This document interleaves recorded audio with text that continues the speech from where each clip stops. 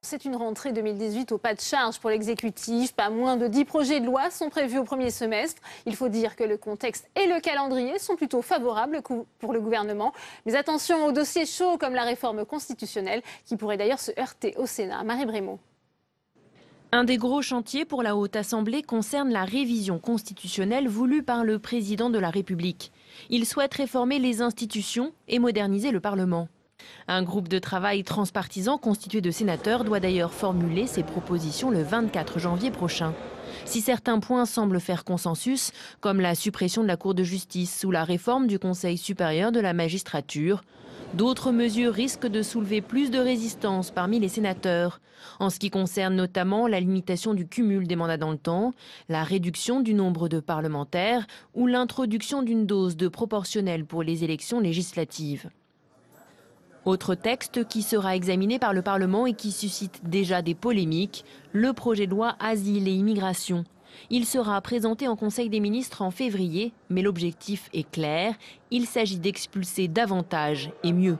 Une ligne de fermeté que la majorité sénatoriale à droite pourrait suivre. Le volet social ne sera pas en reste puisqu'en avril, les parlementaires examineront la réforme de l'assurance chômage, de l'apprentissage et de la formation professionnelle. L'exécutif souhaite entre autres ouvrir l'indemnisation aux indépendants en cas de cessation d'activité et renforcer le contrôle des chômeurs pour les inciter à rechercher plus activement un emploi. Les négociations avec les partenaires sociaux commencent à la mi-janvier. Mais la frénésie de réforme ne s'arrête pas là, puisque d'autres textes importants seront examinés d'ici cet été par le Parlement, comme la loi sur le logement ou celle sur l'orientation des étudiants.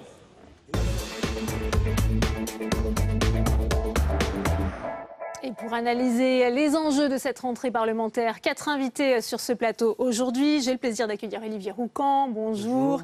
Merci d'être avec nous. Vous êtes politologue, chercheur associé au CERSA.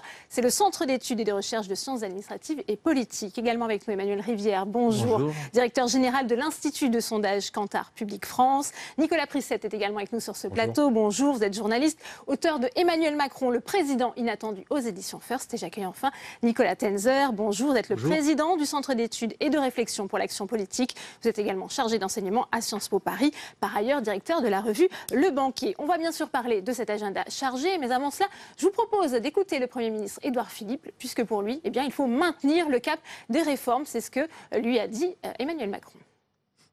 Le président de la République nous a demandé non seulement de garder le même niveau d'ambition, de mobilisation et d'innovation, mais aussi de garder le rythme des réformes au cours du semestre à venir. Nous avons encore beaucoup de pain sur la planche, nous avons encore beaucoup de réformes et de transformations à concevoir, à mettre en œuvre, à expliquer, et nous devons, en toute chose, atteindre l'objectif qui a été fixé par le président de la République, c'est-à-dire le respect des engagements pris par lui au moment de la campagne et portés par le gouvernement et par la majorité parlementaire auprès des Français. Olivier Roucan, est-ce que le gouvernement peut maintenir ce rythme effréné, cette frénésie de réforme ? Il en a la possibilité parlementaire, semble-t-il, dans tous les cas à l'Assemblée nationale, du fait de l'ampleur de sa majorité. Et pour l'instant, La République en marche apparaît suffisamment homogène pour ne pas connaître les troubles qu'on a pu voir émerger lors du quinquennat précédent et même déjà auparavant.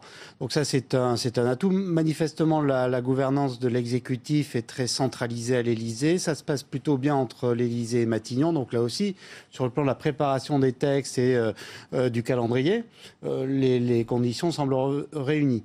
Alors ensuite, il y a les partenaires sociaux, les collectivités territoriales et l'opinion publique, et c'est à ces niveaux qu'il pourrait y avoir des difficultés. Les collectivités territoriales, certaines indiquent bien qu'elles sont, par exemple sur la réforme de la formation ou de l'apprentissage, inquiètes. Je pense là aux régions. Sur la cohésion nationale, Emmanuel Macron a évoqué l'enjeu pour lui très fort en 2018 du social et de la cohésion national, là, les départements pourraient se faire entendre. Et puis l'opinion publique, Emmanuel Rivière nous en dira sans doute plus, mais il y a quand même dans l'apparente remontée de la popularité d'Emmanuel Macron des signes que sur le fond, la pédagogie des projets et le sens de ce que veut faire cette équipe n'est pas forcément perçu. Ça veut dire que ce socle de remontée de popularité est peut-être plus fragile qu'on ne le dit. On va y venir. Il faudra effectivement convaincre les parlementaires, mais aussi les Français. Nicolas Tenzers, vous diriez également que le contexte politique est favorable pour l'exécutif pour mener ces réformes ? Je pense que le contexte est de manière extrêmement favorable aujourd'hui. Il ne peut pas l'être plus, je pense. En plus, il y a une obligation pour le président de la République d'aller vite. Tout simplement parce que, encore une fois, les réformes se font essentiellement, peuvent bien se faire uniquement dans le début d'un quinquennat. Donc là, en gros, ça fera 1 an et demi à la fin de l'année 2018. Je pense que c'est maintenant qu'il faut faire l'essentiel. Ensuite, on va entrer dans un jeu électoral avec les élections européennes, avec ensuite les élections municipales, et ça va être probablement beaucoup plus difficile. Maintenant, je ne partage pas nécessairement toutes les craintes exprimées. Je pense que effectivement, on a une fronde d'un certain nombre d'élus qui s'est déjà manifesté, mais je pense que dans l'opinion publique, ça ne compte pas énormément. Quant aux syndicats, on a vu lors des réformes comme très sensibles, notamment sur le droit du travail, qu'ils étaient quand même assez faiblement soutenus dans l'opinion. Il n'y a pas eu de grandes manifestations, pas eu de grandes protestations. Maintenant, ce qui est très important, c'est d'avoir aussi le sentiment, ou de donner le sentiment que les réformes sont justes, qu'elles amènent des résultats, et il faudra bien, c'est probablement trop tôt, que, en tout cas à la fin de l'année 2018 et début 2019, il y ait des résultats très concrets sur le niveau de vie des Français, sur le chômage. La conjoncture internationale et européenne est plutôt favorable sur le plan économique, et ça aussi c'est un autre facteur. Nicolas Prissette, il n'y a pas d'opposition politique pour l'instant. La voie est libre pour le gouvernement pour mener à bien ces réformes. Il n'y a pas vraiment d'opposition politique qui soit capable d'empêcher Emmanuel Macron de mener à bien ces réformes. Alors peut-être au Sénat, où Gérard Larcher a mis des lignes rouges à ne pas franchir dans la réforme constitutionnelle, et on pense en particulier au non-cumul des mandats. On va y venir dans un instant. Dans le temps, qui est un sujet précis, mais pour le reste, ce qu'a dit Édouard Philippe, il a parlé, dans l'extrait qu'on vient d'entendre, des réformes qui sont inscrites dans le programme d'Emmanuel Macron.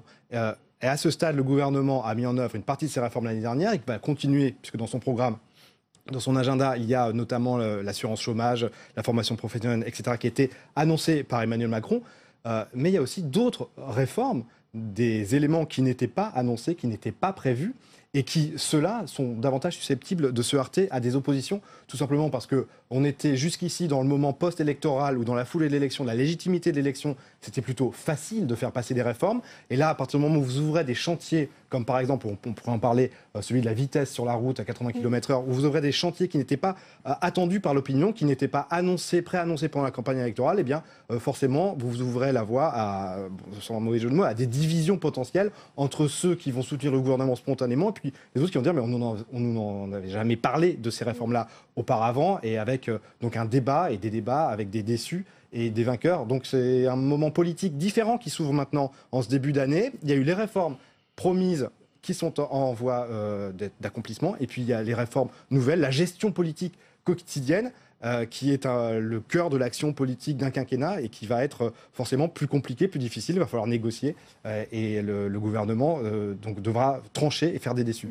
Comment ces réformes, ce rythme que l'exécutif veut imposer, à la fois aux parlementaires mais aussi aux Français, comment c'est perçu, ça, Emmanuel Rivière, par les Français ? Pour comprendre comment c'est perçu, il faut se rappeler qu'on sort d'un moment électoral où la totalité des candidats, sans exception, expliquaient qu'il ne s'était rien passé d'intéressant en France et qu'on n'avait rien fait de courageux pendant des décennies.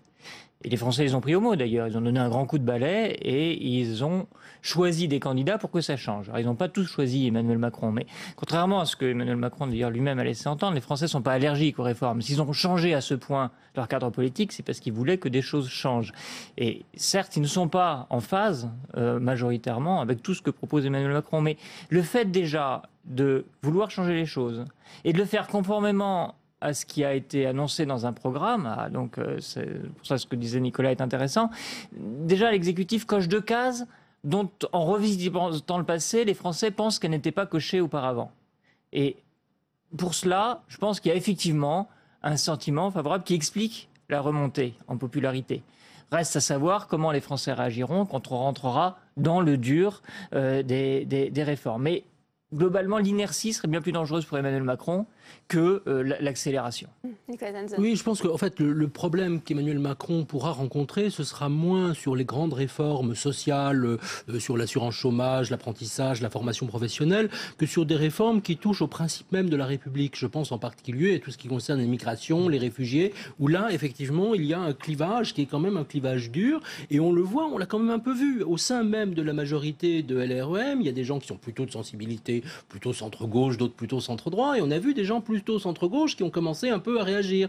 Et je pense que ce sont sur ces sujets-là, beaucoup plus que aussi sur la réforme constitutionnelle, où quand même il y avait un engagement fort. Et je pense que, certes, il va y avoir probablement les oppositions du Sénat, mais sur la réduction du nombre de parlementaires, sur la limitation dans le temps des mandats, je pense que l'opinion attend cela, précisément. D'ailleurs, c'est aussi pour ça qu'elle a donné un grand coup de balai. Donc ça, je crois que c'est beaucoup plus délicat. Enfin, il y a peut-être un autre aspect qui est quand même le contexte international. Emmanuel Macron s'est également fortement engagé sur la scène internationale. Il est en Chine aujourd'hui, mais aussi, est-ce qu'il va pouvoir aussi, sur un certain nombre de choses, par exemple la réforme des institutions européennes, sur également tout ce qu'il a promis de dire, de faire aussi au Moyen-Orient, sur la question du conflit Russie-Ukraine, est-ce qu'il va pouvoir là aussi avancer? Et je pense que ça participe aussi de cette image globale.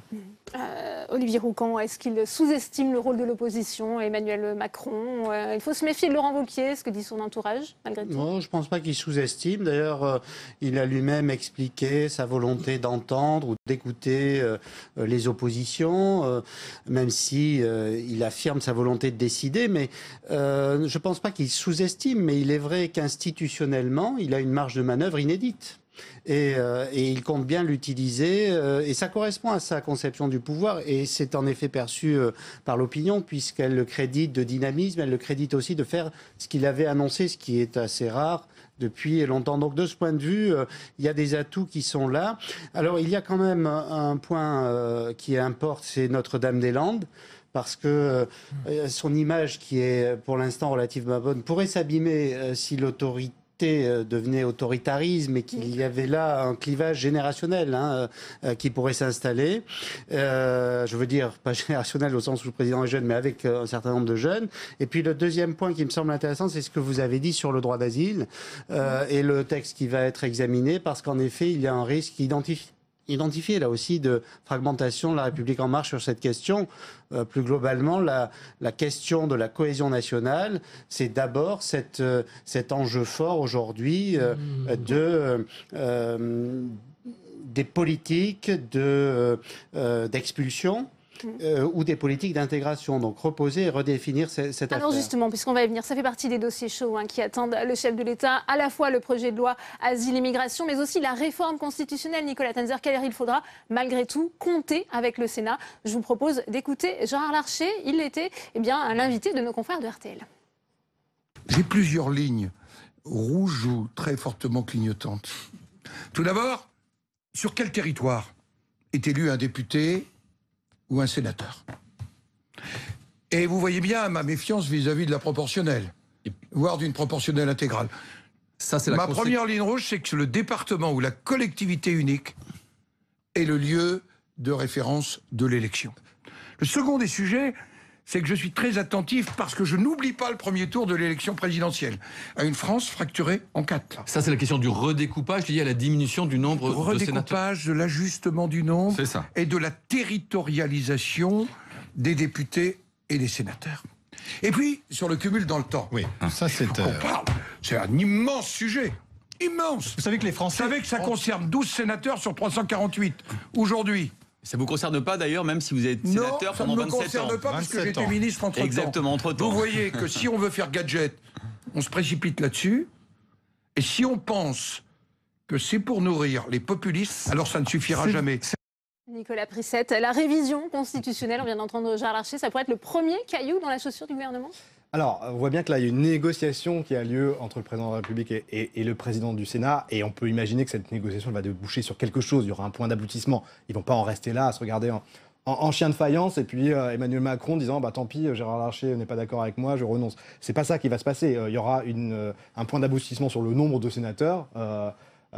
nécessairement. Et puis sur le non-cumul des mandats, bon, on ne voit pas encore le point d'atterrissage, mais il y en aura un aussi. Donc cette réforme constitutionnelle, les deux sont forcément dans leur posture de négociateur. Elle va aboutir peut-être ce mois-ci même, puisque Gérard Larcher va rendre ses conclusions. Et puis après, il y a le processus d'adoption qui sera enclenché par le président de la République. Donc on peut imaginer qu'il y aura un moment d'apaisement une fois passé ces chicayas sur le cumul des mandats ou le nombre de sénateurs. Ouais. Emmanuel Rivière, là aussi, elle est demandée par les Français, cette révision constitutionnelle, cette réforme des institutions?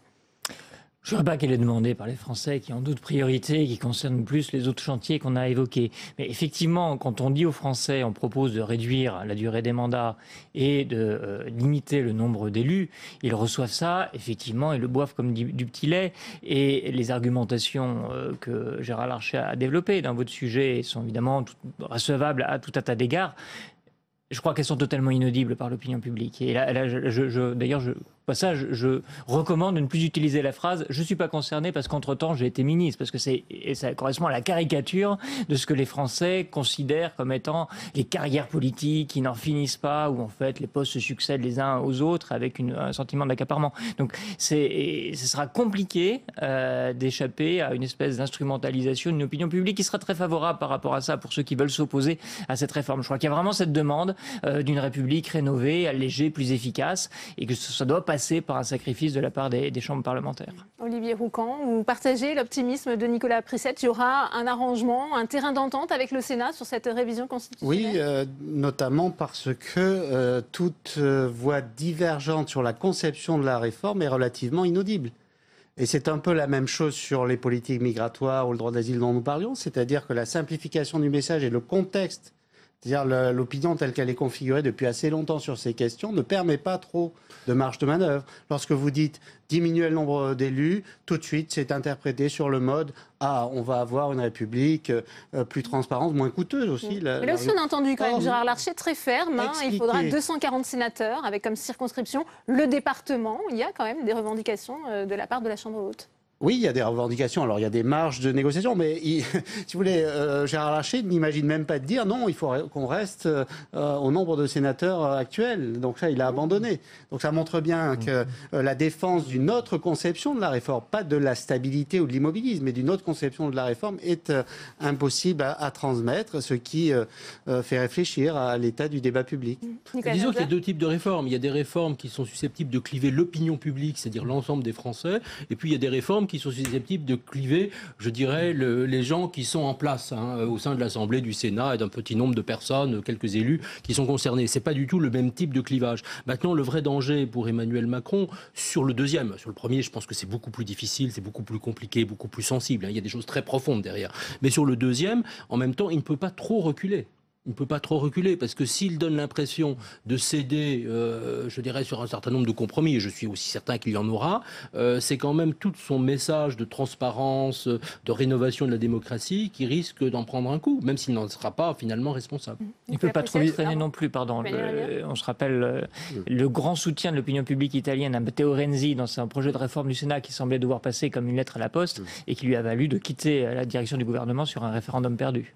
Nicolas Prissette. Mais ça fait aussi partie des dangers qui peuvent guetter Emmanuel Macron et Édouard Philippe cette année, ce serait de renoncer ou de reculer sur des réformes qui ont été annoncées. Alors typiquement, on vient de parler de la réforme constitutionnelle, mais il y en a d'autres qui sont dans les tuyaux et pour lesquels on n'a pas encore le point d'aboutissement et les indications qu'on a donnent le sentiment qu'il pourrait y avoir des reculs. Je pense par exemple au remboursement à 100% des prothèses auditives et des lunettes ou bien au service militaire d'1 mois qui avait été annoncé pendant la campagne d'Emmanuel Macron. Mais là-dessus, on a des indications qui ne sont pas forcément conformes à ce qu'on a entendu pendant la campagne électorale. Donc ça, tant que l'opinion crédite Emmanuel Macron de mettre en œuvre son programme, de faire ce qu'il a dit, ça lui rapporte des points dans l'opinion. Mais s'il venait à reculer sur certains éléments programmatiques, c'est les promesses qui avaient été faites, à ce moment-là, il se mettrait davantage en danger. Sur la réforme constitutionnelle, je ne pense pas que ça soit quelque chose qui soit extrêmement pénalisant, mais sur d'autres sujets qui concernent beaucoup plus les Français, comme la santé, le remboursement des frais de santé, à ce moment-là, eh bien, ça serait évidemment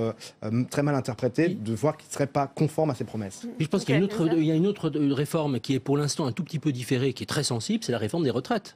qui là devrait plutôt arriver fin 2018, voire 2019. Elle a été effectivement avec repoussée, le problème de collision. Pardon ? Elle a été effectivement repoussée. Voilà, mais ça c'est aussi une réforme qui sera aussi très sensible. Et les Français. Et la deuxième grande réforme, c'est une réforme qui est quand même très importante, qui a été déjà quand même un peu annoncée, esquissée par le gouvernement. Ça va être la suppression totale de la taxe d'habitation. Il y avait eu quand même une sorte de, disons, de jurisprudence qui a été évoquée, en tout cas de mise en garde du Conseil constitutionnel. Il faudra à un certain moment aller jusqu'au bout. Et ça, je crois que c'est quand même très très important dans l'agenda du président, notamment en termes de message à une certaine catégorie de Français. Les 20% qui continuent à payer la TH. Olivier Roux, quand vous l'évoquiez, il y a aussi ce texte asile et immigration, un réel risque de fracture de la majorité présidentielle à l'Assemblée ?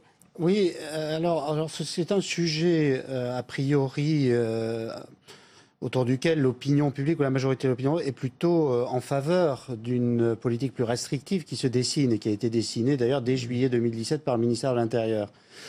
Mais c'est aussi un sujet sur lequel des associations se mobilisent et obtiennent un écho auprès d'un certain nombre d'intellectuels. Et donc, cela concerne aussi, en effet, la cohésion de La République En Marche et de députés, notamment, qui ont pu, sur ce sujet, prendre des positions par le passé beaucoup plus libérales, au sens politique, pas économique, que le texte qui sera présenté. Donc, ça pourrait être un sujet sensible et qui diffuse un peu l'idée, et qui permette de diffuser l'idée que cette majorité est très à droite. Ne tient pas son pari du et à gauche et à droite. Et après, le budget qui vient d'être adopté, si sur un texte comme ceci, ce bruit augmente, eh bien, ça mettra quand même, sur le plan de l'identité politique, ça posera problème au président de la République. Alors justement, Olivier Roux, quand vous me faites ma transition, puisque l'objectif pour le gouvernement, ça sera de mettre un coup de barre à gauche, Emmanuel Macron l'a rappelé lors de ses vœux, on l'écoute. Je continuerai à faire ce pourquoi vous m'avez élu. Rendre la France plus forte et plus juste.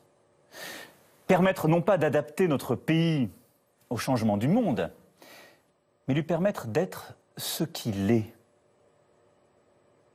Un pays fort, avec une exigence universelle, qui, parce qu'il est plus fort, produit davantage, peut justement assurer la solidarité sur le sol national.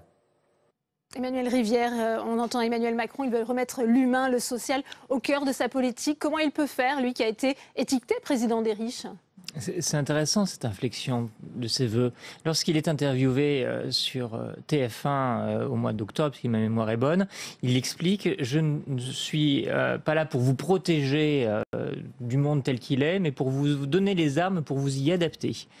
Et là, il dit « Je suis là pour faire en sorte que la France continue à être ce qu'elle est, sous-entendu, plus protectrice, plus généreuse et plus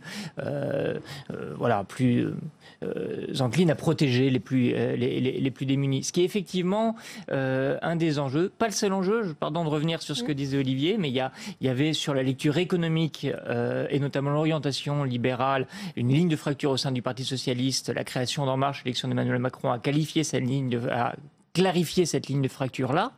En revanche, il y avait aussi une ligne de fracture sur la question migratoire. Elle ne passait pas au même endroit. Donc, il peut y avoir des fragilités de ce côté-là. D'où l'importance, effectivement, de rassurer sur cette dimension protectrice. Et puis, il y a une troisième dimension, je pense, qui est un enjeu par rapport à cet équilibrage de la majorité gouvernementale, qui est l'environnement. Nicolas Prissette, est-ce qu'il y a un virage social dans cette rentrée parlementaire ?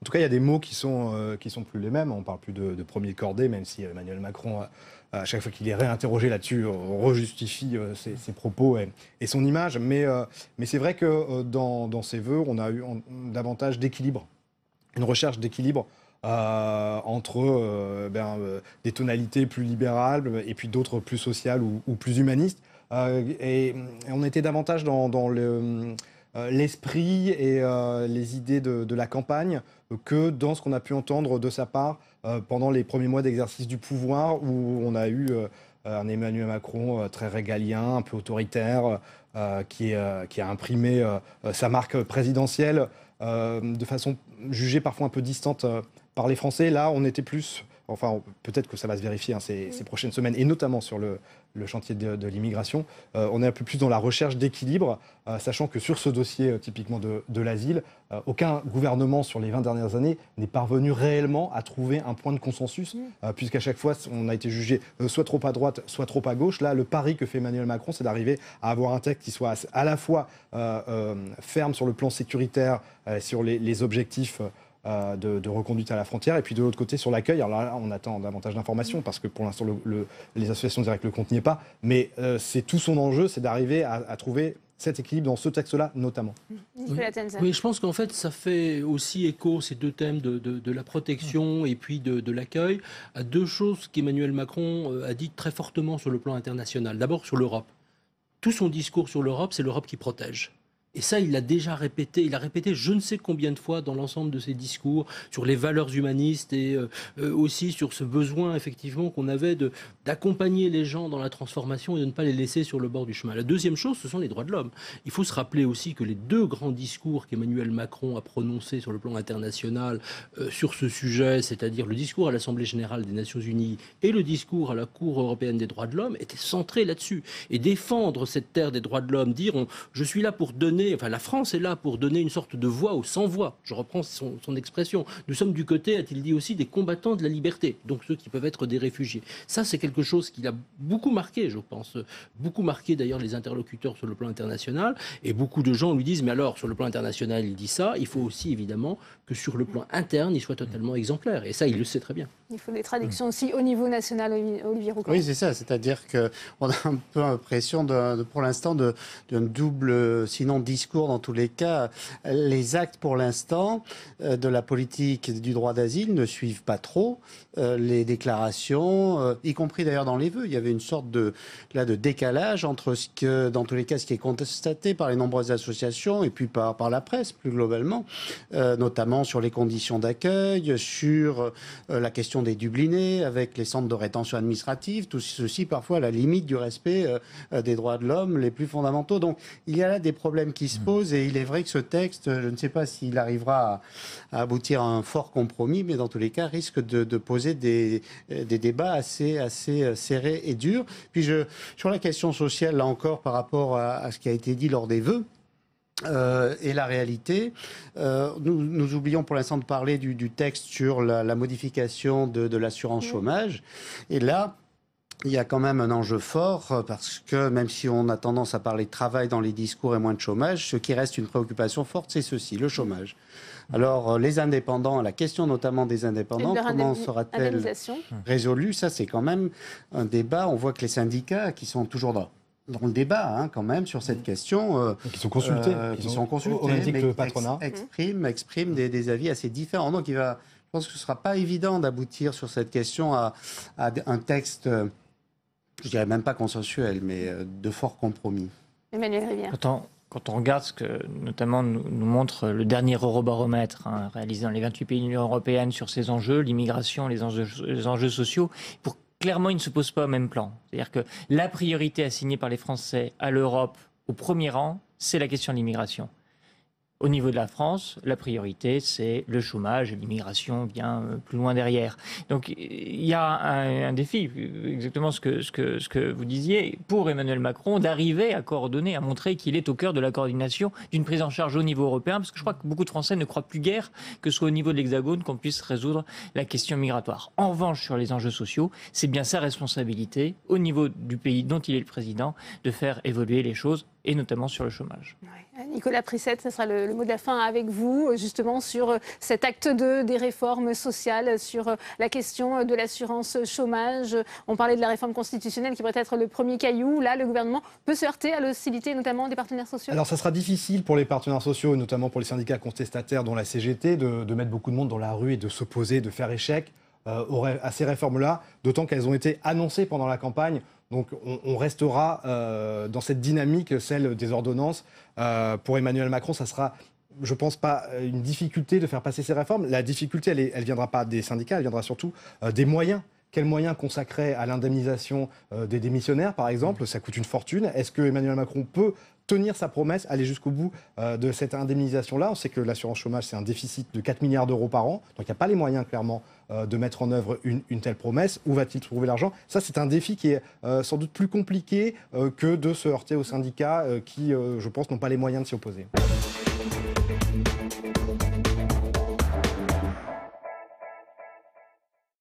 Le second débat de Sénat 360 avec mes invités sur ce plateau. J'accueille Marie Guévenoux. Bonjour, merci d'être avec nous. Bonjour. Vous êtes députée La République En Marche de l'Essonne, membre de la Commission des lois de l'Assemblée nationale. Merci d'être avec nous. Pierre Henry est également sur ce plateau. Bonjour, vous êtes le directeur général de France Terre d'Asile. Sébastien Meurant est également avec nous. Bonjour, vous êtes sénateur à Les Républicains du Val d'Oise. Et Fabien Gay est également sur ce plateau. Vous êtes sénateur communiste de Seine-Saint-Denis. Première question pour vous, Pierre Henry.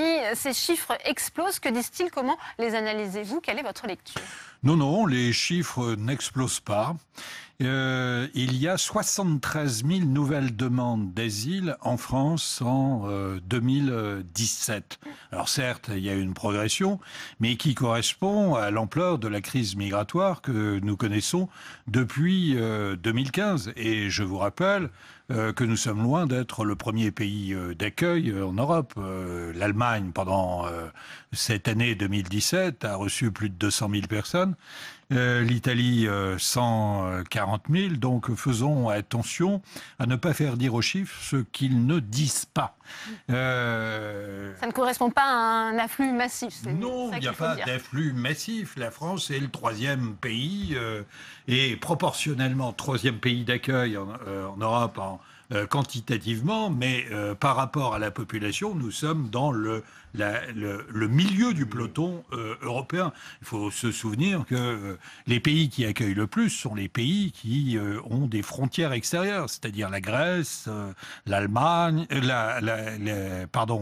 l'Italie, Chypre, Malte, notamment. Donc voilà, il y a un travail remarquable qui a été fait par l'Office français de protection des réfugiés et des apatrides, dont je remarque d'ailleurs que aujourd'hui la durée d'instruction des dossiers est tombée à un peu plus de 3 mois. Donc nous sommes déjà dans l'objectif que voulait fixer il y a quelques mois le projet de loi Asile. Quelle lecture faites-vous, Marie Guévenoux, de ces chiffres? Malgré tout, cela reste un niveau jamais atteint en France. Oui, une lecture différente. C'est pas obligé. Hein. Donc, oui, c'est pas obligé, mais c'est pas obligé d'être d'accord non plus. Une lecture différente parce que, d'abord, moi, ce que je constate, c'est une évolution constante à la hausse des demandes d'asile depuis 10 ans. Un chiffre, vous l'avez dit, quand même historiquement élevé. 10 000 de plus qu'en 1989, madame. Donc historiquement élevé. Et puis, ce que je constate aussi, c'est que l'année dernière, ce qu'on voit chez nos voisins européens, c'est plutôt une diminution des demandes d'asile. Donc il y a quand même un petit décalage sur lequel on peut s'interroger. Et puis le dernier chiffre qui me fait également m'interroger, c'est que 36% de ces demandeurs d'asile se voient attribuer le statut de réfugié. Donc c'est aussi des données factuelles c'est moins que la moyenne européenne qui est à 50%. Qui permettent de s'interroger et de voir comment on peut agir sur cette politique. Ouais. Alors Roger Karoutchi, sénateur Les Républicains, dit, il voit lui dans ces chiffres, peut-être une question pour vous, Fabien Gay, un détournement de l'asile au profit de l'immigration économique. Comment ça va vous faire agir? Alors Sébastien Meurant, ensuite Fabien Gay. C'est-à-dire que, je dirais, mauvais signaux continuent, parce que évidemment on a bien trop de demandeurs d'asile, pardon. J'ai parlé de demandeurs d'emploi. On parle de l'Allemagne, mais il faut pas. Enfin, de quoi parle-t-on? De l'accueil, on accueille très mal. Ouvrez les yeux, voyez ces images.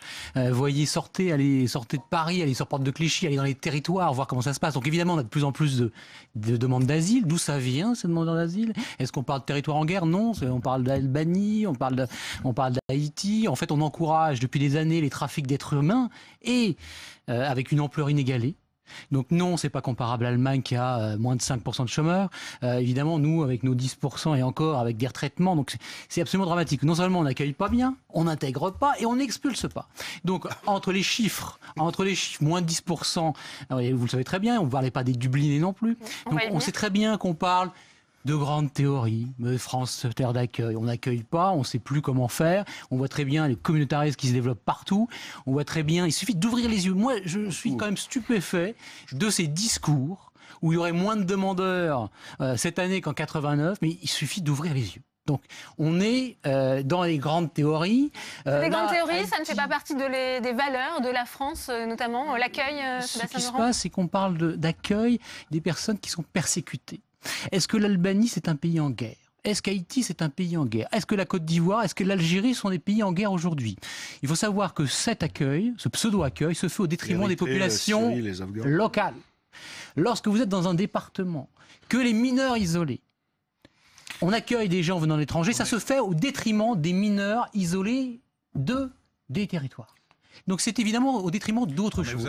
Quand on sait que 360 euros l'ADA, mais s'il vous plaît, je ne vous ai pas coupé tout à l'heure. Donc permettez qu'on puisse s'exprimer.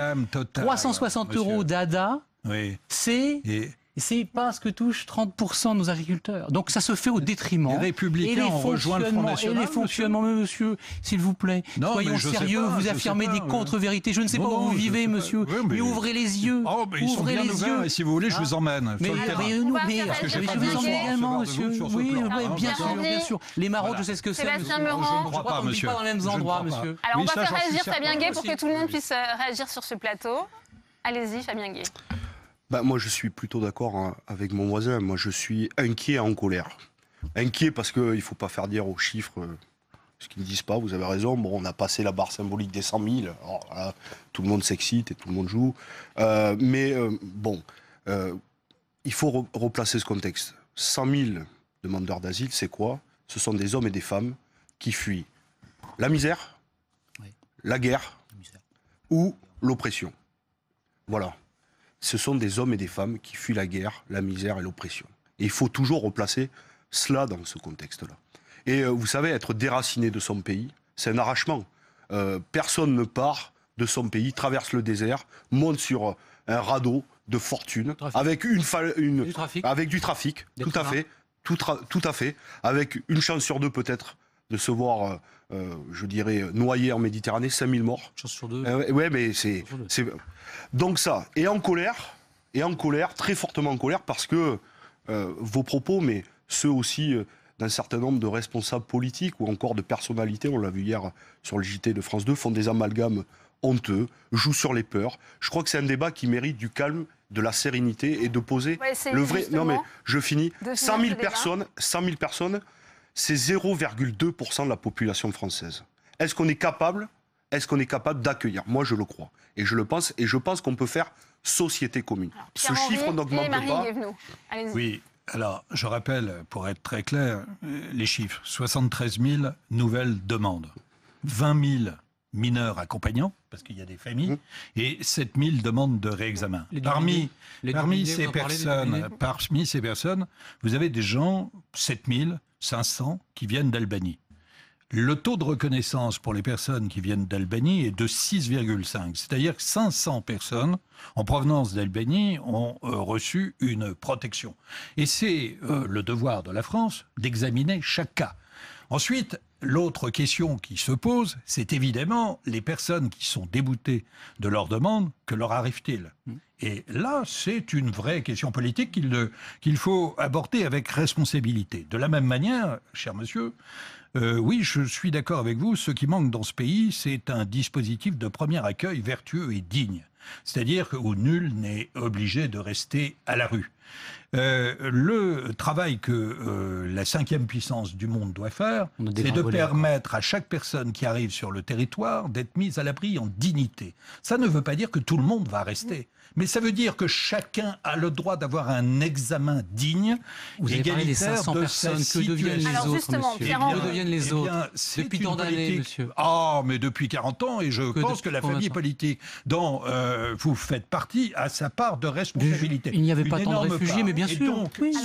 Et donc, dont il faut parler, c'est à la fois du dispositif de premier accueil, de la politique d'intégration, de la gouvernance et éventuellement, évidemment, de l'éloignement. Et du futur. Mais prenons les questions dans cet ordre-là, et je pense que nous avancerons sur un sujet qui est extrêmement délicat et complexe. Alors justement, on va réécouter Olivier Dussopt, qui était à l'invité de notre matinale Territoire d'Info. Il explique justement la politique du gouvernement en matière de réforme de l'asile. Est-ce que vous savez la durée maximale de rétention en centre de rétention en France aujourd'hui? C'est 45 jours. Oui. C'est 45 jours et le projet de loi ne prévoit pas. Non, le projet de loi ne prévoit pas la prolongation de cette durée maximale de rétention. Est-ce que vous connaissez la durée maximale de rétention en Belgique, qui n'est pas vue comme un régime particulièrement antidémocratique? C'est 18 mois. La France a la durée maximale de rétention en centre de rétention administrative la plus courte de l'Union européenne. L'objectif n'est pas d'augmenter la durée de rétention pour l'utiliser au maximum. L'objectif est de faire en sorte de mieux accueillir celles et ceux qui doivent être accueillis, qui doivent être protégés. J'ai été maire pendant 10 ans. J'ai été maire pendant 10 ans d'une commune qui, sur son territoire, accueille, depuis encore plus longtemps, un centre d'accueil des demandeurs d'asile. Les personnes qui sont accueillies dans ce centre font droit, en tout cas déposent une demande d'asile. Certaines demandes sont acceptées, les personnes sont régularisées, tout se passe très bien. D'autres demandes ne sont pas acceptées. Ça se traduit par des placements en centre de rétention. On vient d'entendre Marie Guévenot, Olivier Dussopt. Est-ce que ces chiffres ne vont pas obliger le gouvernement à infléchir la réforme de l'asile qui est en cours? Non, mais, premier point, on voit bien sur les échanges sur ce plateau à quel point c'est un sujet épidermique, voire un peu irrationnel, et sur lequel on a toujours, en tout cas moi depuis que je m'intéresse à la politique, ça fait une vingtaine d'années, des familles de pensée qui s'affrontent comme si c'était soit l'un, soit une France qui accueille tout le monde, soit une France qui refuse tout le monde. Je berce un peu dans les caricatures, mais c'est pour ça que je le dis. Donc voilà. Vous faites la réunion, vous voyez, des deux bords du plateau. C'est en effet ce que... Voilà. Non, mais attendez, je voulais pas polémiquer. Et sincèrement, moi, ce que je crois personnellement, c'est que moi, ces chiffres, ils me choquent pas tant par leur ampleur que par le fait que, encore une fois, 36% des demandeurs d'asile voient... Mais je sais que vous avez un point de vue différent, mais 36% des demandeurs d'asile se voient avoir le statut de réfugié. Ça me choque parce que ça signifie qu'il y a quelque chose de pas clair, de pas énoncé clairement. Donc, et c'est pour ça que je pense qu'il faut édicter des règles claires et qui soient connues d'un large nombre. Moi, j'ai accompagné le ministre de l'Intérieur en Albanie. C'est intéressant d'avoir ce que disent les Albanais, le Premier ministre albanais par rapport à notre politique. Le ministre albanais, lui, quand on lui dit, mais écoutez, comment on peut faire pour lutter ensemble contre une immigration de votre côté et une immigration de notre côté, il en est d'accord, parce qu'il considère qu'il y a une partie de sa population active, créatrice de richesse, qui sont des jeunes hommes qui pourraient participer à la dynamique économique de son pays, qui s'en vont, ça lui pose un problème. 2, il est candidat pour rentrer dans l'Union européenne, et le fait d'avoir beaucoup de ressortissants de son pays, parce que 7500, c'est peut-être pas beaucoup, mais chez eux, c'est beaucoup. Donc voilà. Ça compromet sa candidature, la candidature de son pays à l'Union européenne. Et voilà, ça c'est des vrais sujets aussi qu'il nous faut traiter, et sur lequel il me semble qu'avoir un pays comme l'Albanie, en effet, dont 6,5% des demandeurs d'asile sont effectivement éligibles au statut de réfugié, pose question. Après examen. Après examen, bien sûr. Pose question sur notre accueil. Donc voilà. Donc, moi, je suis favorable à ce qu'on on voit bien qu'aujourd'hui, les politiques dissuasives, ça ne fonctionne pas. Est-ce que ça va mais je ne suis pas sûre que la politique une inflexion de sa politique. Qu'est-ce que vous appelez politique dissuasive? Une politique dissuasive. Oui, d'accord, mais concrètement, c'est quoi une politique dissuasive? Aujourd'hui, quand on parle au Premier ministre albanais, il considère que notre politique n'est pas du tout dissuasive. Non, mais et il nous dit, non, mais attendez. Il y a deux choses différentes. Monsieur, attendez, je finis parce que c'est intéressant. Le Premier ministre albanais, quand on lui dit, quand on parle de ce problème, il nous dit, écoutez, moi, je vais aller jusqu'au principe, je vais aller jusqu'à ma capacité à moi, pays souverain d'Albanie. Mais si vous ne réformez pas votre droit d'asile, si vous continuez à envoyer des signaux trop positifs, je ne pourrai pas. retenir les Albanais. Mais ce n'est pas la question. La question, elle se pose. Non, la question, elle se pose dans un dispositif d'asile de premier accueil digne. Encore une fois, ça ne veut pas dire que tout le monde va rester sur le territoire, mais ça veut dire que la demande d'asile, monsieur, selon la Convention de Genève, on examine chaque situation. L'Office français de protection des réfugiés et des apatrides l'a fait. Est-ce que la France a le droit de choisir qui vient sur le territoire français? En matière d'asile, non. La question, en matière d'asile, non, est-ce que la France doit choisir qui vient ou non? En matière de migration, est-ce que la France doit accueillir toute la misère du monde? Bien sûr que non. Est-ce que la France, avec le système social, vous pouvez vous taire? C'est l'Almanach Vermeau. On écoute Sébastien Meurant. S'il vous plaît, est-ce que vous pouvez imaginer le fonctionnement tel que ça, depuis des années effectivement, avec un système social qui est le plus généreux, des plus généreux qui soit, stopper cette pompe aspirante? Le Premier ministre albanais dit qu'avec une telle pompe aspirante, puisqu'on loge, on soigne et on héberge. Donc c'est pas possible. Donc moi je suis pour tout simplement une reprise en main de la souveraineté nationale qui vient, qui a le droit de venir et qui n'a pas le droit de venir. Vous expulsez, vous n'avez pas parlé du tout. Vous avez parlé de 500 et quelques Albanais. Les autres, vous savez très bien qu'ils restent, puisqu'on expulse quasiment moins de 10% de ceux qui restent depuis des années, effectivement. Vous avez dit qu'ils devaient rester, monsieur. Non, mais vous n'avez rien dit. Et vous n'avez rien dit. Je vous dis que le retour dans le pays d'origine ne me pose aucun problème s'il n'est pas contraire à la Convention européenne des droits de l'homme. Il faut voir les dangers qui menacent notre pays. Vous avez quand même bien vu qu'il y a des guerres, vous avez quand même bien vu qu'il y aura demain encore plus de phénomènes de migration. Et là, est-ce que c'est de l'intérêt des Français et de la France de continuer comme ça? Non. Donc, madame, je vous encourage à prendre des vraies mesures. Vous êtes on va donner la parole. Là, vous avez la responsabilité de ça. Osez faire les choses. Fabien Guay, allez-y, on ne vous a pas encore de la France et des Français. entendu. Ah ben oui. Non, mais j'écoute attentivement ce discours qu'on entend tous les jours à la radio et à la télévision, bah si, bien malheureusement. Non, mais bon, on le voit, voilà, de suite, on est sur des amalgames. Quel amalgame? Asile, migrants, il y a une certaine confusion, effectivement. Voilà, une confusion. Revenons sur l'asile. Aujourd'hui, on a un problème, 40 000 places d'hébergement, de centres d'hébergement. On en promet 7 500 entre 2018 et 2019. On sait que c'est nettement insuffisant pour accueillir dignement les gens, pour qu'on étudie leurs dossiers. La deuxième chose qui est en train de se produire, c'est vrai, le traitement des dossiers est en train de baisser. On est passé de plusieurs mois à 3 mois. Le président de la République avait dit 2 mois. Bon, un certain nombre d'associations disent, si on continue à mettre les moyens, il le faut. Il faut que les gens, quand ils arrivent, on puisse instruire très vite, alors, plus rapidement, en 2 mois, leur dossier. Dernière chose, un certain nombre d'associations disent, par contre, maintenant, se pose la question de l'enregistrement. Normalement, c'est 3 jours. On sait qu'à Paris, c'est 1 mois, et que dans certains départements, c'est plus long. Donc, plus on tarde à enregistrer les gens et à prendre leurs demandes, plus long est aussi l'instruction des dossiers. Donc déjà, est-ce qu'on est d'accord pour mettre les moyens, je dirais, là où il y a besoin? Et après, si l'autre débat, une fois que nous avons parlé de la question de l'asile, si on veut parler de la question des migrations, des réfugiés, parce que oui, il faut le dire, ça ne va pas s'arrêter. Quand il y a la misère et les guerres qui prolifèrent partout dans le monde, vous n'arrêterez jamais des hommes et des femmes qui aspirent à une autre société, à un autre changement. Autre chose, en 2050, on annonce 250 millions de réfugiés climatiques. Donc c'est bien une question hautement politique, il faut se mettre autour de la table. Non, je ne dis pas ça. Et alors, pardon, mais surtout, je n'ai pas de leçon à recevoir de vous, et surtout pas d'amalgame, parce que vous savez, on fait peur aux gens.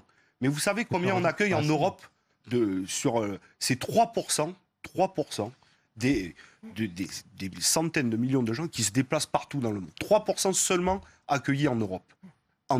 Et un certain nombre de gens se déplacent d'abord Je voudrais aussi vous entendre sur la question des Dublinés, puisque ça a été un petit peu évoqué. On peut parler du Dubliné. Au nom du règlement de Dublin, il y a des demandeurs d'asile qui sont envoyés et finalement ils reviennent rapidement. C'est pas les 70 000. Justement, perturbe la procédure. Le règlement Dublin, c'est pour les téléspectateurs, c'est un règlement dit de responsabilité et qui fait porter sur les États de première entrée le soin normalement d'examiner la demande d'asile. Bon.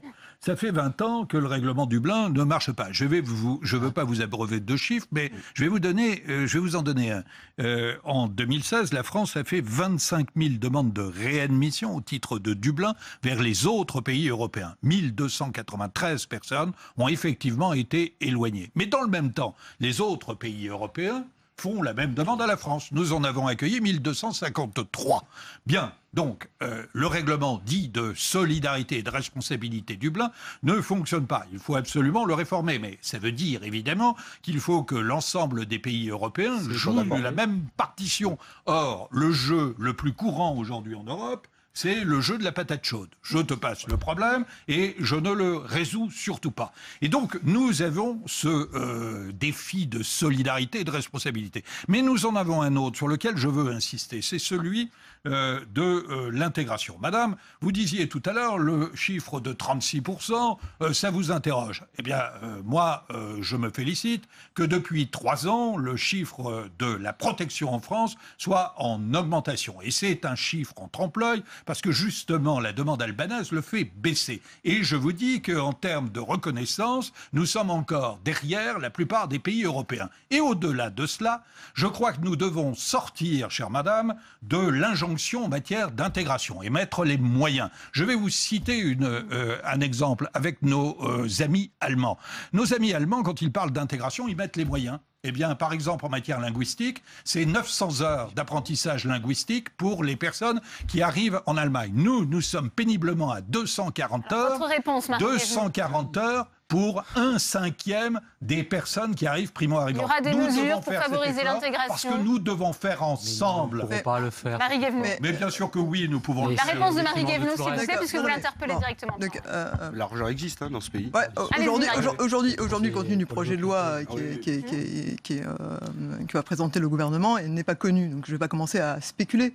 Mais nous parlons d'un projet de loi que personne n'a. C'est un co-animateur, en fait. Marie Guévenoux, allez-y.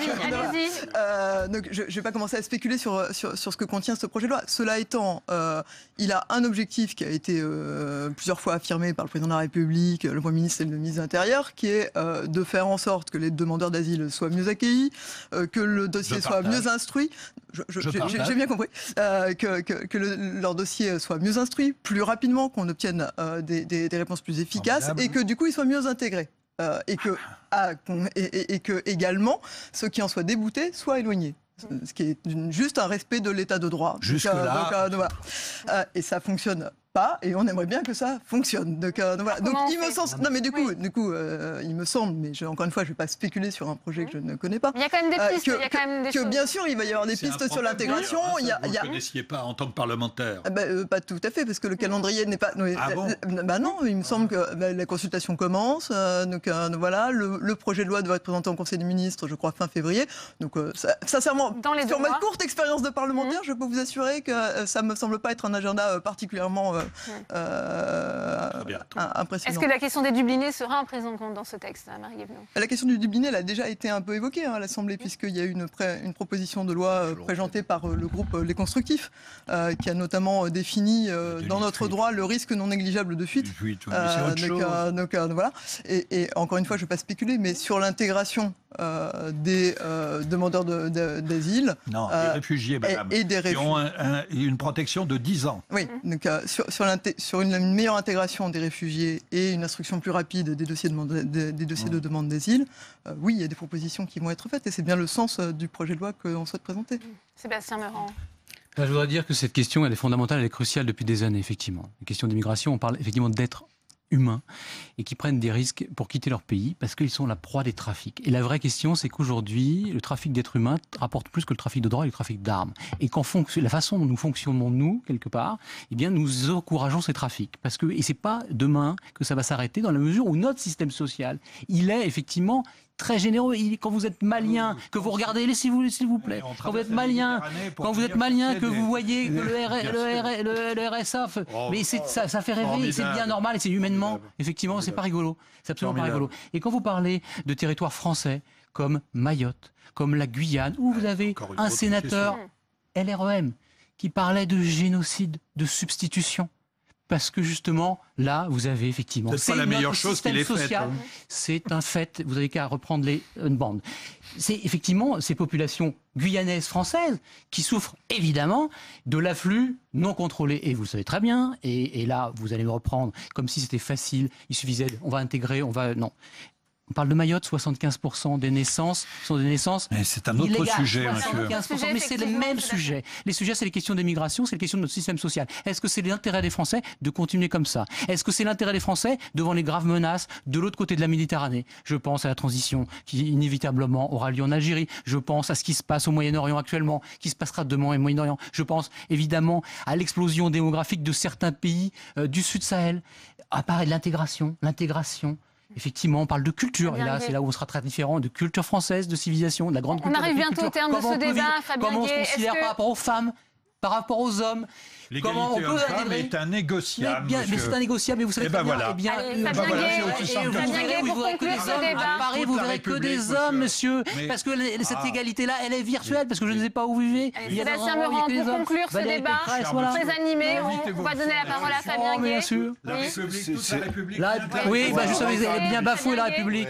Et vous vivez effectivement cette misère. On parlait des valeurs d'accueil de la France au début de ce débat. Fabien Gay, oui, allez-y, je vous donne la parole. Parce que c'est vraiment, je vous le dis, monsieur, c'est insupportable. C'est vraiment insupportable.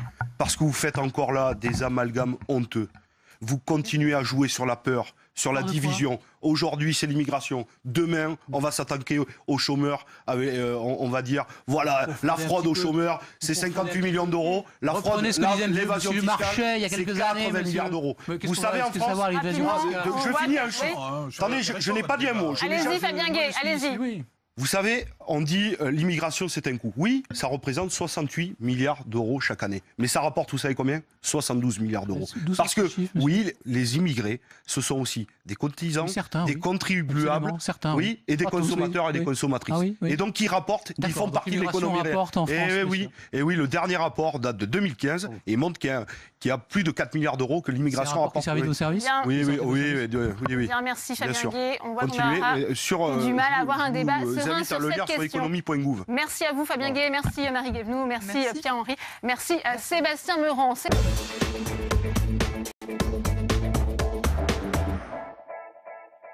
Mes invités sur ce plateau pour prolonger ce débat, Philippe Dominati, bonjour, merci d'être avec nous. Vous êtes sénateur Les Républicains de Paris. Pascal Salvodelli est également avec nous. Bonjour, vous êtes sénateur communiste du Val-de-Marne. Merci d'avoir accepté notre invitation. Christian Moina, bonjour. Bonjour. Merci d'être avec nous, sociologue au CNRS. Vous êtes également directeur du Centre de recherche sociologique sur le droit et les institutions pénales. Et j'accueille enfin Christophe Rouget. Bonsoir, vous êtes commandant de police chargé de communication au sein du syndicat des cadres de la sécurité intérieure. C'est le SCSI-PN. Merci à tous les quatre. Première question justement pour vous, Christophe Rouget, puisqu'on a vu à la fois ce matin les vœux de Gérard Collomb, cette réunion ce soir des syndicats sur ces agressions policières. Est-ce que vous pensez qu'il y a eu des actes forts au-delà des mots aujourd'hui de la part de Gérard Collomb? Des actes forts, nous allons voir. La réunion est encore en cours. Les vœux de ce matin, j'allais dire, quand vous êtes policier, on a un peu toujours l'impression d'entendre les mêmes. Les envolées lyriques, la compassion pour les fonctionnaires de police qui sont blessés, on les entend depuis des années. Une chose est sûre, depuis 30 ans, les violences sur les agents dépositaires de l'autorité publique ont triplé. Ce n'est pas un phénomène nouveau, ce n'est pas quelque chose qui vient d'apparaître. Les violences en 2016 sur les policiers commises avec une arme ont augmenté de 60%. Donc les faits sont là. Le quotidien, c'est des policiers qui sont victimes d'agressions, qui sont victimes de violences. Qu'est-ce qu'on peut faire? Il faut maintenant des réponses structurelles. D'abord la justice. Oui, bien sûr, il faut des peines, mais déjà appliquons celles qui existent. Elles sont suffisamment fortes. Encore faut-il les appliquer.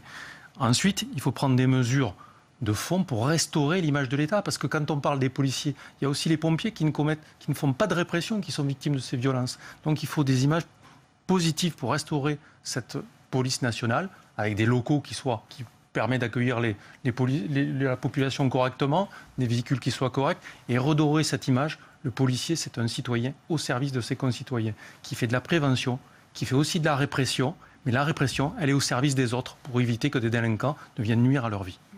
Pascal Salvodelli, quelle réponse le gouvernement peut-il apporter justement à cette colère grandissante des policiers après des agressions? On a évidemment en tête les images les images de Champigny.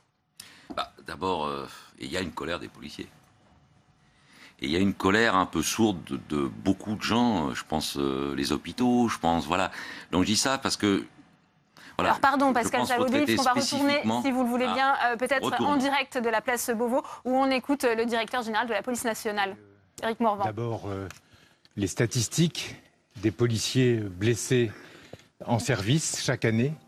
6 000 policiers chaque année en moyenne sont victimes de violences et dans ce chiffre, plus de la moitié d'entre eux sont chaque année blessés. Les policiers ne sont pas des héros, ne cherchent pas à l'être. Ils ont fait savoir simplement qu'ils souhaitaient que leur personnalité d'hommes et de femmes soit respectée dans un pays qui se veut civilisé et que soit respecté aussi l'uniforme qu'ils portent et qui est porteur de l'autorité de l'État. Ils ne demandent pas spécifiquement des modifications importantes du droit positif qui existe déjà et qui permet beaucoup. Ils sont en revanche en attente d'initiatives qui pourraient permettre et garantir à la fois la célérité de la réponse et l'effectivité des peines qui sont prononcées. À cet égard, le ministre de l'Intérieur travaille actuellement avec la garde des Sceaux et ne ferme aucune porte à des évolutions législatives qui pourraient conduire à ces deux objectifs, la célérité de la réponse et l'effectivité de la peine. C'est en ce sens que M. Collomb et que Mme la garde des Sceaux vont travailler et travaillent déjà pour apporter effectivement des réponses concrètes à ces deux préoccupations. Je vous remercie. Voilà pour cette déclaration du directeur général de la police nationale. Il a rappelé effectivement les besoins de célérité de la réponse, mais aussi d'effectivité de la peine pour peut-être mettre un terme au sentiment d'impunité. On en parlait, Pascal Savoldelli, qui parfois règne au sein des forces de l'ordre quand il y a eu des agressions de policiers. Oui, je le disais tout à l'heure, il y a une colère des policiers, il y a aussi une colère plus générale qui n'est pas forcément prendre des formes différentes. Hein. Je pense on peut parler d'hôpitaux en danger, on pourrait... M. Rouget a évoqué les pompiers, il a raison. D'abord, dire une chose, c'est que voilà, on a des situations qu'il faut faire attention, il faut réagir à l'actualité, et en même temps, il faut de la culture, il faut des connaissances, et il faut instruire la question. Je connais bien la ville de Champigny. Cette ville-là, en 2016, on supprime un quart des effectifs du commissariat. Là, vous voyez, il y a une décision concrète. Vous le dites, il faut des éléments concrets. Par la riposte des élus locaux, on obtient qu'il y en ait 14 postes de sauvés. Le propriétaire du lieu où il y a eu ces actes inacceptables, et qui doivent être sanctionnés. Il y avait une mise en demeure depuis plusieurs années pour cessation d'activité. Il n'y a eu aucune réactivité. C'est-à-dire que, vous voyez, voilà, il faut traiter les questions en mettant tous les éléments pour, évidemment, la sécurité étant la première des libertés. Et la question des peines, il faut, et là je partage totalement votre propos, il faut qu'elles soient effectives. Sans modification du droit, pardon. Dans des surenchères, il faut qu'elles soient effectives, il faut qu'elles soient effectives dans l'énoncé de la sanction, dans les places pour les condamnés, et dans une suivi aussi. Vous voyez ce que je veux dire ? Voilà, il y a une interrogation à toute la société avec les problèmes qui nous sont posés là. Christian Moina et ensuite Philippe Benatti. Oui, je crois qu'il y a quand même une difficulté qui est de prendre la justice comme bouc émissaire pour tous les problèmes qui touchent la police. On a l'impression qu'on botte en touche. On va dire c'est une affaire de peine plancher ou autre.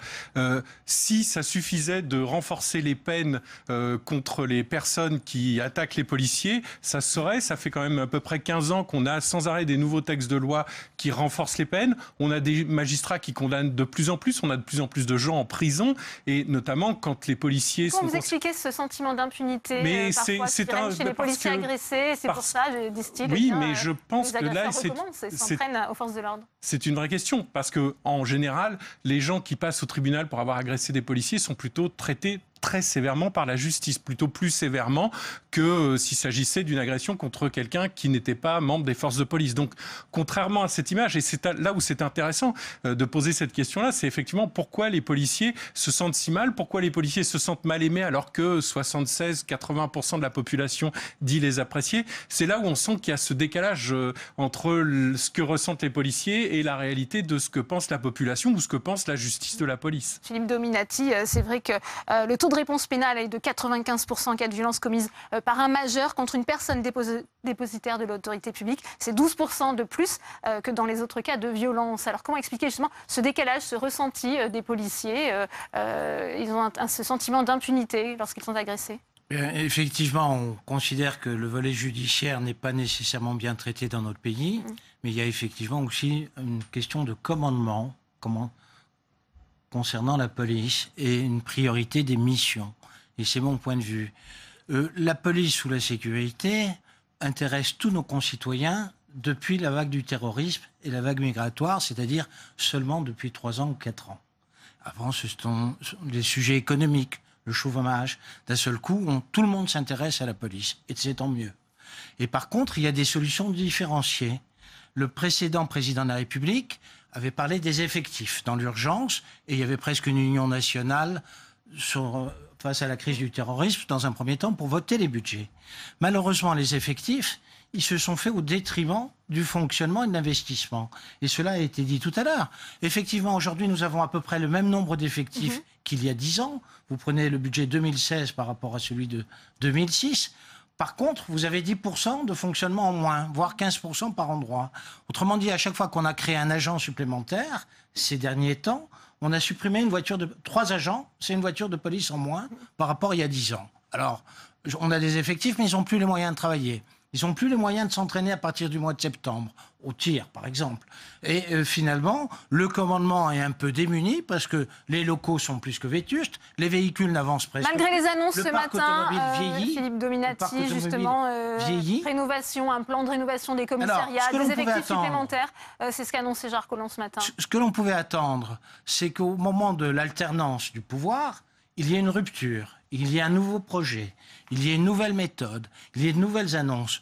On sait très bien dans quelles conditions difficiles vis-à-vis des forces de sécurité l'ancien pouvoir a terminé. Les syndicats sont allés jusqu'à l'Élysée, ils sont allés place Vendôme. Il ne se passait pas 3 mois sans qu'il y ait des difficultés avec les personnels de sécurité, que ce soit la police ou la gendarmerie.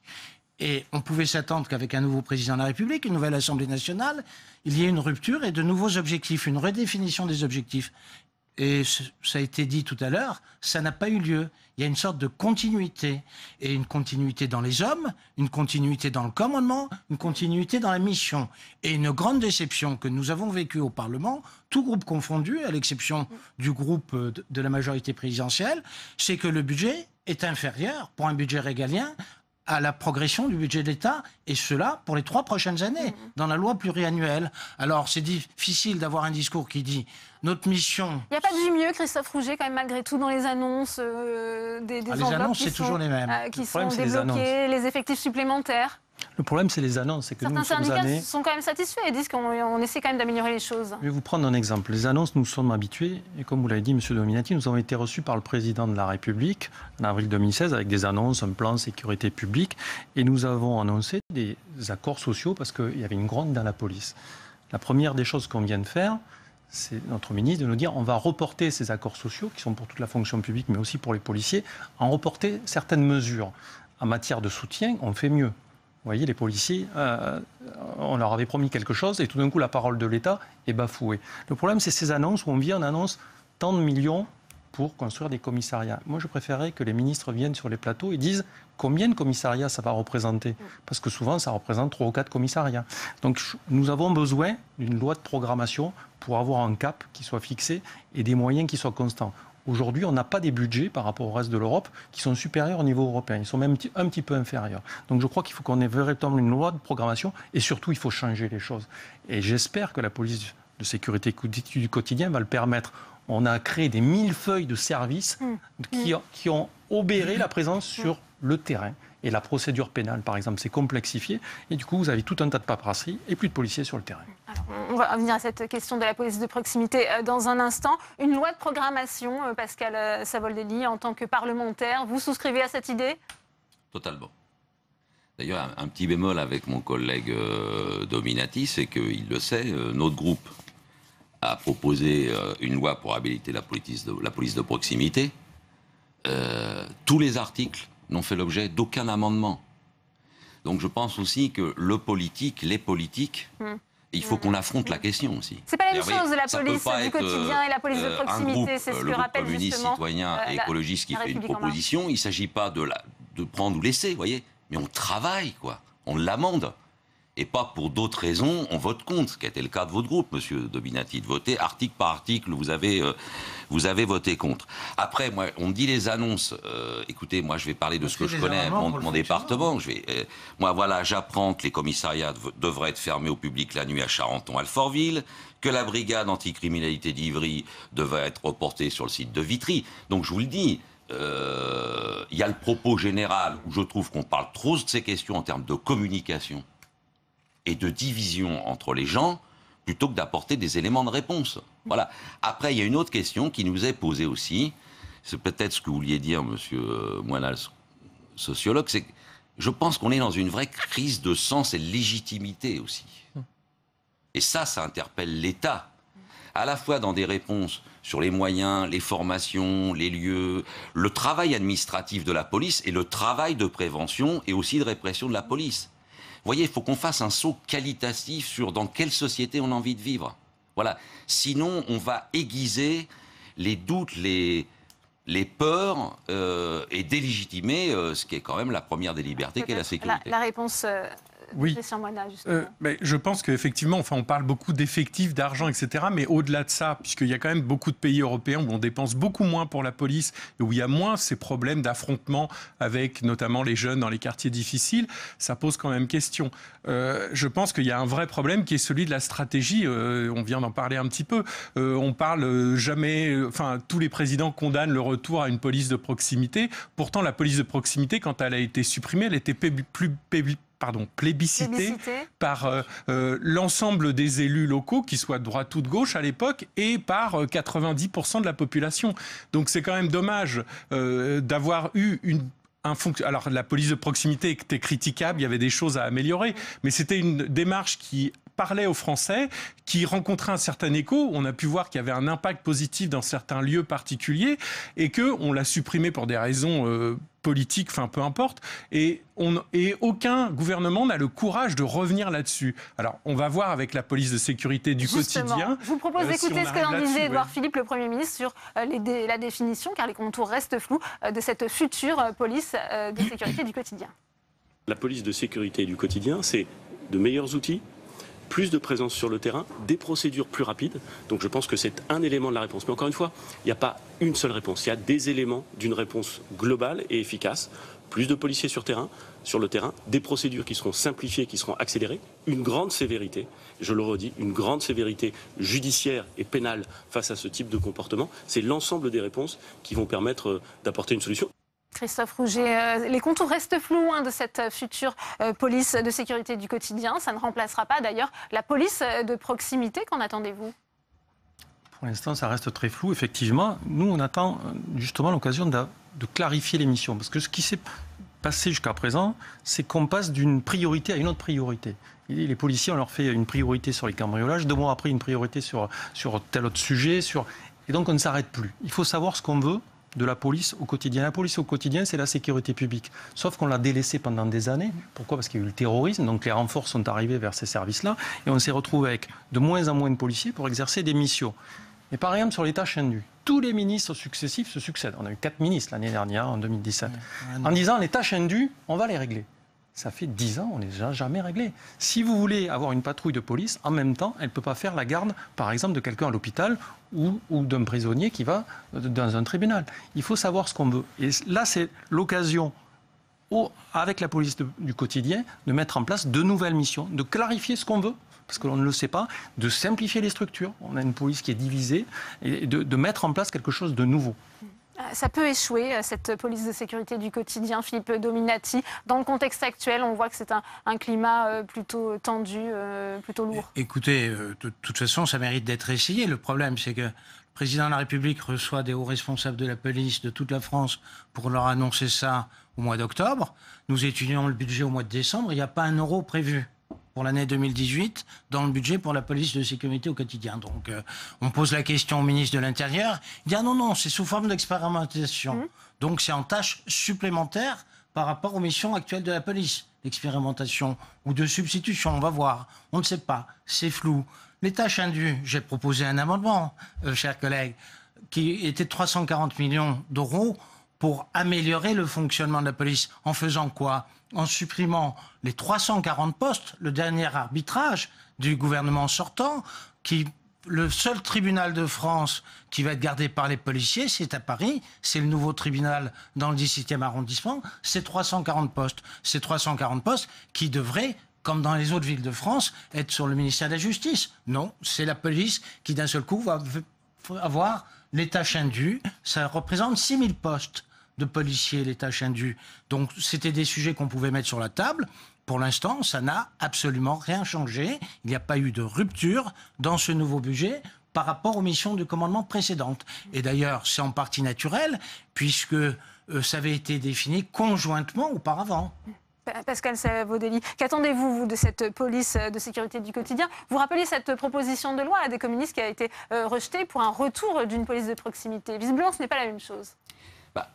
Moi, ce que j'écoutais le Premier ministre, puis je participe à ce débat, moi, ce que j'attends, c'est que l'exécutif national précise, en termes de prévention, d'abord de prévention, de dissuasion et de répression, le rôle et la place de la police dans la société française.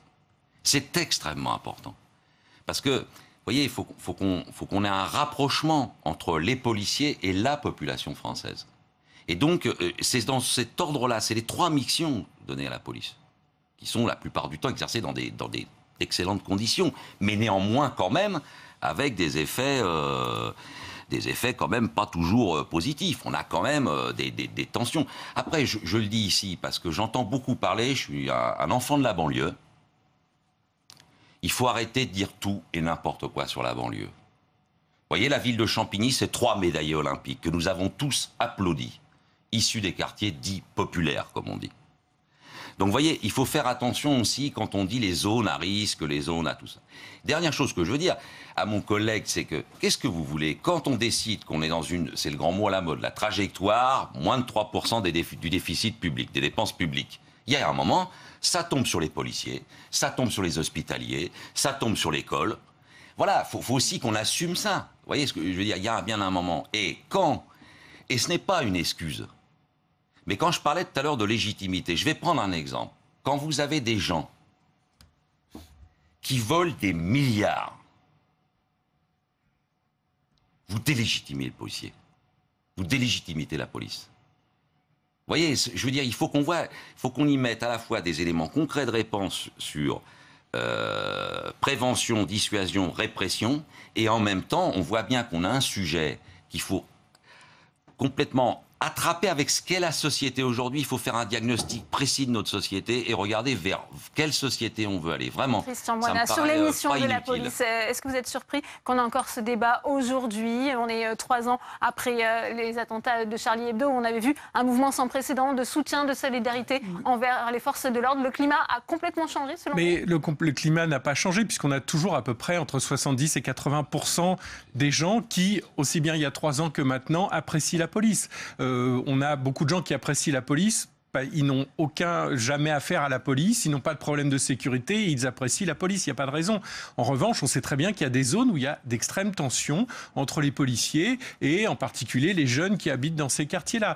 Ça pose la question des contrôles d'identité, qui sont une pratique qui pose réellement question, puisqu'on sait que ça ne sert pas à lutter contre la délinquance. Il y a très peu de délinquants qui sont attrapés à travers les contrôles d'identité, si ce n'est des consommateurs de stupéfiants, et ça pose la question aussi de la dépénalisation. Donc on voit bien que tous ces sujets sont liés, mais encore une fois, il est normal que la police soit respectée. La vraie question qui se pose, c'est pourquoi n'est-elle pas respectée actuellement? Alors on peut dire les gens ne sont pas éduqués, etc.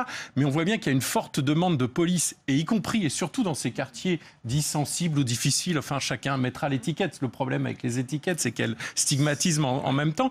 Mais attendent d'aller demander à ces gens-là ce qu'ils attendent, quelles sont leurs priorités, et de répondre à ces priorités. C'est pas à la place Beauvau de décider pour tous les quartiers de France, à la même heure, au même jour, quelles seront les priorités. C'est ça le problème essentiel. Nous avons une police hyper centralisée, trop centralisée, avec une tête qui prétend savoir ce qui va se passer dans les 36 000 communes de France, où on peut multiplier le nombre de quartiers concernés. On a 400 ou 500 quartiers difficiles. C'est avec cette police du quotidien, justement, que le gouvernement veut décentraliser ça? Mais à condition, enfin, il ne réussira qu'à condition qu'il accepte de mettre en place les outils où des outils avec lesquels la population pourra exprimer quelles sont ses attentes. Le problème du policier, c'est que très souvent, il est replié sur son institution parce qu'il a l'impression qu'on le déteste, il connaît pas les gens, et c'est donc cette ouverture qui est nécessaire pour surmonter ce que vous appelez la fracture police-population. Ouais. Vous souscrivez à ces propos, Christophe Fauget? Tout à fait, il n'y a pas une fracture avec la population, et dans la majorité des cas, ça se passe très bien, la population nous soutient. Après, on a une difficulté dans certains endroits, pas forcément dans les quartiers, et là, il faudra trouver une solution. Si on veut réussir cette police de sécurité du quotidien, il faudra d'abord éradiquer, par un moyen ou un autre, c'est le politique qui va le déterminer, ces problèmes de trafic de stupéfiants. Quand vous allez dans une cité, si vous mettez aujourd'hui 2 policiers en patrouille, ça ne se passera pas bien, on le sait. Donc si on veut réussir la police du quotidien, il faut remettre les effectifs au bon endroit, rétablir un lien en travaillant avec tous les partenaires de la société. Et il faut que ces jeunes de ces endroits qui ne nous aiment pas retrouvent ce goût. Quand on était jeune, on avait envie d'être peut-être policier ou pompier. Et il faut que ces jeunes-là, il y ait une culture où de nouveau ces métiers soient valorisés, du service public, pour que des gens aient envie de faire ça et qu'ils aient du respect pour le policier, comme on le retrouve dans certains pays, et que notre mission ait un sens dans notre pays.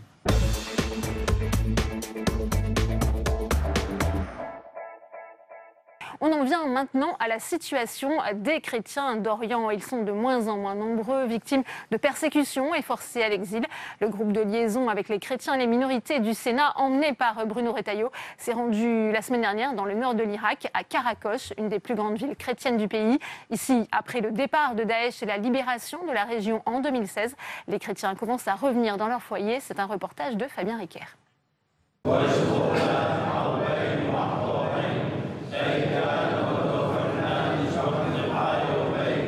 La messe est dite en araméen, mais le Notre Père se récite en arabe. Ces familles catholiques de Karakosh fêtent l'épiphanie. Jusqu'en octobre 2016, cette ville chrétienne à 30 km à l'est de Mossoul était occupée par Daesh. Devant l'avancée des djihadistes, Karakosh s'était vidé de ses habitants qui ont fui au Kurdistan voisin. Le temps du retour est venu, mais l'avenir reste incertain. La vie était déjà difficile avant Daesh. Maintenant, nous sommes revenus dans nos maisons, nous sommes heureux. Mais nous avons besoin de sécurité. C'est ce qui nous inquiète le plus. C'est l'avenir et la sécurité. L'office est célébré par l'évêque de Mossoul. Des miliciens chrétiens assurent sa sécurité. Une délégation du Sénat français est venue à sa rencontre ce matin afin de constater la situation des chrétiens de la plaine de Ninive. Autorité religieuse, l'évêque est aussi un administrateur. Devant le vide laissé par l'État central, l'Église prend le pas dans la gestion de la vie civile. Lui a été l'un des premiers à revenir après la chute du califat. Je vois que les gens, de plus en plus, se montrent qu'ils veulent vraiment se rattacher à leur village et continuer de vivre ici pour donner le témoignage au Christ. Dans la plaine, les traces de la guerre sont partout visibles. Tout comme les destructions systématiques portées par Daesh, à l'image de cette église brûlée. Karakosh comptait 50 000 habitants avant l'arrivée de l'État islamique. La moitié d'entre eux est revenue, mais si les combats ont cessé, la paix n'est pas encore de retour. Daesh a été défait, il a été défait sous sa forme territoriale. Il n'y a plus de califat, mais il y a toujours l'idéologie. Aujourd'hui, il y a des cellules qui sont plus ou moins dormantes. Elles sont soit dans le désert, là où il n'y a personne, elles se cachent, ou elles sont au milieu de populations des villes, là où il y a beaucoup de monde. Donc c'est très, très difficile. Et ils ne pourront plus faire leurs opérations militaires telles qu'ils ont pu les faire par le passé. En revanche, il y aura des attaques. Donc c'est un long travail. Dans les rues de Karakoche, autrefois le poumon économique de la plaine, la vie reprend ses droits. Un programme de reconstruction des maisons détruites a été enclenché. Amir a perdu 2 cousins dans une attaque de Daesh avant de s'enfuir avec sa femme et ses 3 enfants. Il a choisi de revenir malgré les incertitudes. Les gens ont encore peur. Nous entendons parler de combats, nous ne savons pas d'où ça vient. La situation n'est pas encore sûre. Pour l'avenir, nous nous en remettons à Dieu. S'en remettre à Dieu à défaut du gouvernement, la plaine est tenue par des milices plus ou moins fidèles aux autorités de Bagdad sur fond de tensions entre l'armée irakienne et les forces kurdes. C'est dans ce contexte instable que les chrétiens de la plaine de Ninive doivent désormais réapprendre à vivre avec leurs voisins musulmans. Bonjour Fabien, Bonjour. Vous revenez de l'Irak. On le voit dans votre reportage, le retour ici à Karakoche est possible car le contexte est plutôt favorable? Effectivement Delphine, car cette ville de Karakoche que l'on découvre dans le reportage est une ville historiquement à majorité chrétienne. Et en 2014, quand l'État islamique est arrivé, eh bien, les habitants ont purement et simplement pris la fuite. Ils ont abandonné leurs biens, leurs maisons. Depuis la défaite militaire de Daesh, on observe donc un timide mouvement de retour vers les villages chrétiens. Mais il y a encore un important travail de reconstruction à faire, car les djihadistes ont détruit des infrastructures. Ils ont détruit les églises. Par ailleurs, des maisons qu'ils occupaient pendant l'occupation ont été frappées par la coalition. Et l'église aujourd'hui joue un rôle important dans la reconstruction. C'est donc possible ici à Karakoche, mais ce n'est pas le cas partout en Irak, Fabien? Non. Par exemple, à Mossoul, qui est à majorité sunnite, le retour pour les chrétiens est beaucoup plus compliqué. Au Kurdistan voisin, la délégation emmenée par Bruno Retailleau s'est rendue dans un camp de réfugiés, a visité un camp où vivent encore 400 familles chrétiennes originaires de Mossoul. Elles sont là-bas depuis 4 ans. Et pour elles, hors de question de rentrer à Mossoul, car la confiance avec leurs anciens amis et voisins sunnites est aujourd'hui brisée. Elles disent que leur sécurité ne serait pas assurée. Hors de question, par exemple, de scolariser leurs enfants dans une école majoritairement sunnite. Et aujourd'hui, on estime à seulement une 40aine de familles chrétiennes qui auraient fait donc ce voyage de retour vers Mossoul. Quelle est la position des autorités irakiennes justement sur le retour de ces chrétiens? Alors justement, ce retour n'est pas vraiment encouragé et c'est bien le problème. Et c'est aussi pour ça que Bruno Retailleau a donc emmené une délégation du Sénat en Irak, car à Bagdad, les sénateurs ont rencontré notamment le président du Parlement irakien, qui lui est sunnite. Il a tenu un discours très rassurant sur la place qui sera faite aux minorités dans l'Irak de demain. Mais sur le terrain, l'État ne protège pas réellement les minorités. Il faut savoir que la minorité chrétienne, notamment, fait l'objet de persécutions déjà depuis une période antérieure à l'arrivée de l'État islamique, essentiellement depuis la chute de Saddam Hussein. Ces minorités réclament notamment que soit supprimée la mention de la religion sur les cartes d'identité. C'est quelque chose que les sénateurs auront entendu à de maintes reprises dans les différents entretiens qu'ils auront eus en Irak. C'est un point important car les minorités se disent stigmatisées par cette mention de la religion. Et malheureusement, la politique irakienne, la classe dirigeante dans son ensemble, ne semble pas encore prête aujourd'hui à prendre ce chemin.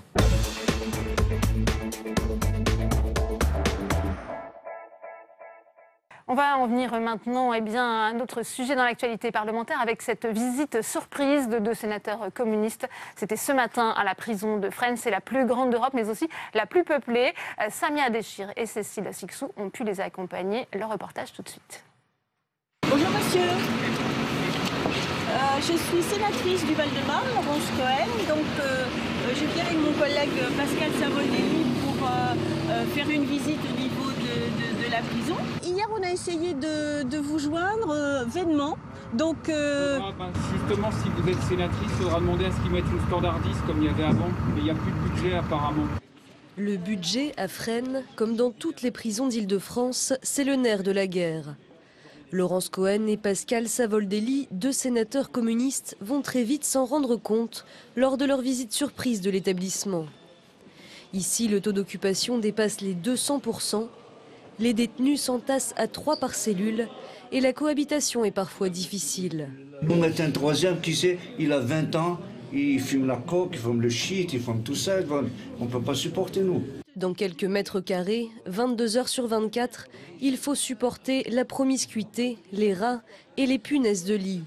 Ils ont des boutons, ils sont piqués, donc en fait on demande des désinfections de cellules, mais Les punaises, elles ne sont pas affectées à telle cellule. Hein. Voilà, elles peuvent aller à la cellule d'à côté, la cellule d'en dessous, la cellule d'au-dessus. Donc, c'est un peu une course. On désinfecte une cellule, et puis c'est celle d'à côté, puis on désinfecte, et puis on désinfecte. Une insalubrité qui se retrouve au sanitaire. Les détenus redoutent l'humidité et le froid des douches auxquelles ils n'ont pas accès tous les jours. C'est effectivement 3 douches par semaine. Par nombre d'effectifs ? Oui, et puis par rapport au mouvement, ils sont trop nombreux, donc effectivement on ne peut pas leur donner à tous la douche tous les jours. La maison d'arrêt de Fresnes compte aujourd'hui 800 surveillants pour 2650 détenus. Un surveillant gère donc seul jusqu'à 150 détenus. Dans ces conditions, l'établissement a le plus grand mal à recruter.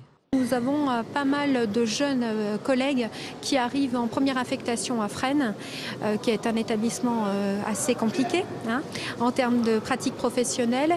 Et nous essayons de les fidéliser, en essayant notamment depuis l'année 2017 de veiller à leur prise en charge psychologique. Des surveillants à bout, des détenus aussi. Excusez-moi, je vais vous demander de vous décaler, on évacue quelqu'un. Celui-là a ingéré trop de médicaments. Une possible tentative de suicide. Il y en a au moins une par semaine à Fresnes. En 2017, l'établissement disposait d'un budget de 11 millions d'euros quand il en aurait fallu 22 pour faire face au nombre de détenus. Je pense qu'il y a vraiment besoin d'agir au niveau des budgets, mais également qu'il y ait une intervention au niveau de la rénovation de cette prison. Et pour moi, l'urgence, c'est de programmer quand même cette rénovation. Une rénovation qui n'a jamais eu lieu, alors que la maison d'arrêt de Fresnes date de 1898.